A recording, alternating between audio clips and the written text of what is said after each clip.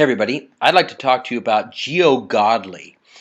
Okay, so this guy goes onto the Xfactor, the television show, and he sings this song, and he strips naked, and he waves his weenie around for the whole audience. So it's a big viral video on YouTube, and everybody's so disgusted and outraged. But let me tell you what, there's more to this story. A couple things. First, after he waves his private parts and shocks people, which is totally gross, when it's over, he stands there and he says, I have slow songs too. Come on, that's genius. He says, I got some other songs. Come on.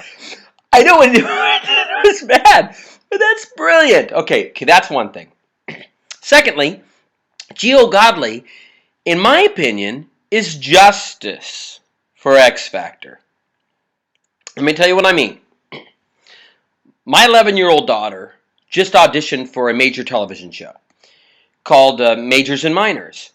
And they narrowed it down from 40,000 kids down to 29 kids. And my kid was one of those 29. You didn't see her on the first episode, but let me tell you what. They called us back. They were so kind. They were so supportive. They paid for us to come down. They paid for the hotel. They treated her with the utmost respect and kindness up until they booted us out, which was fine. She wasn't ready. She didn't get in. 12 kids were picked, but she went a long way, and she was treated with great respect by the people on the Hub Network that have this new show. Now, my nieces, Jackie and Sue, nieces in spirit, they were on Xfactor, and I helped them go to the first audition and the second audition, and there were hotel stays and long hours. I mean, they worked these girls hard. They were there for 12-hour days working their tail off for their dreams, and they don't have any money. And then finally, no sleep, sleep-deprived, callbacks letting you know how great you are, come on down, come on back, and waiting in line for hours again and again. No pay. And when it's all said and done, you get treated cruelly if they don't want you, and then they kick you off.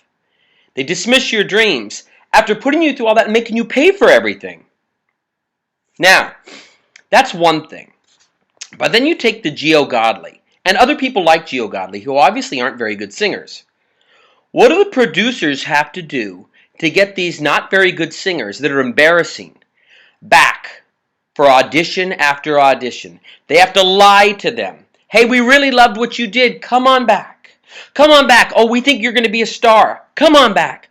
So they take all these people, because when you watch X Factor, part of the fun is watching the crazy losers who think they're great. And these producers call them up and say, hey, you made it to the next round. Come on down. They come on down. These people pay their own way, and they're diluted even further by the producers to get them, to bait them onto the show. So when you see them come and do their big audition, that's not their first time on the X Factor. That's like the third time, at minimum, that they've auditioned in front of producers and told they were great. Now they're totally convinced they're great, and then they get humiliated and shamed in front of all of America. So this guy, Godly, turns the tables on them.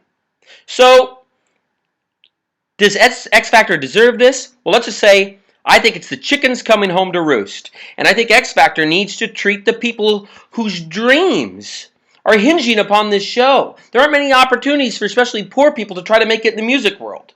And to go that far and have to pay money you don't have to try to make it, and then get treated cruelly or get tricked when you're not good, and so you could be embarrassed in front of people, that stinks. That's worse than what Godly did. Let me know what you think.